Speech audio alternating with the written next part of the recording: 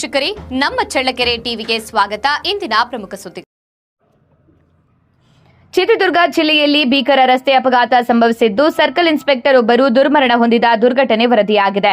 ಮೃತರನ್ನ ರಘುನಾಥ್ ಎಂದು ಗುರುತಿಸಲಾಗಿದ್ದು, ಅವರು ಹೊಸಪೇಟೆಯಲ್ಲಿ ಸರ್ಕಲ್ ಇನ್ಸ್ಪೆಕ್ಟರ್ ಆಗಿ ಕರ್ತವ್ಯ ನಿರ್ವಹಿಸ್ತಾ ಇದ್ರು. ಮುಷ್ಟೂರು ಕಡೆಗೆ ಕಾರಿನಲ್ಲಿ ತೆರಳುತ್ತಿದ್ದ ವೇಳೆ ಕಡಬನಕಟ್ಟೆ ಸಮೀಪ ವಾಹನ ನಿಯಂತ್ರಣ ತಪ್ಪಿ ಬೇವಿನ ಮರಕ್ಕೆ ಡಿಕ್ಕಿ ಹೊಡೆದ ಪರಿಣಾಮ ಸ್ಥಳದಲ್ಲೇ ಮೃತಪಟ್ಟಿದ್ದಾರೆ ಎಂದು ಪ್ರಾಥಮಿಕ ಮಾಹಿತಿ ತಿಳಿಸಿದೆ. ಘಟನೆಯ ಮಾಹಿತಿ ತಿಳಿದು ಪೊಲೀಸರು ಸ್ಥಳಕ್ಕೆ ಧಾವಿಸಿ ಪರಿಶೀಲನೆ ನಡೆಸಿದ್ದಾರೆ. ಈ ಸಂಬಂಧ ಜಗಳೂರು ಪೊಲೀಸ್ ಠಾಣೆಯಲ್ಲಿ ಪ್ರಕರಣ ದಾಖಲಾಗಿದ್ದು, ಅಪಘಾತದ ನಿಖರ ಕಾರಣ ತಿಳಿದುಕೊಳ್ಳಲು ತನಿಖೆ ಮುಂದುವರೆದಿದೆ. ಕರ್ತವ್ಯ ನಿಷ್ಠ ಪೊಲೀಸ್ ಅಧಿಕಾರಿಯ ಅಗಲಿಕೆಗೆ ವ್ಯಾಪಕ ಸಂತಾಪ ವ್ಯಕ್ತವಾಗಿದೆ.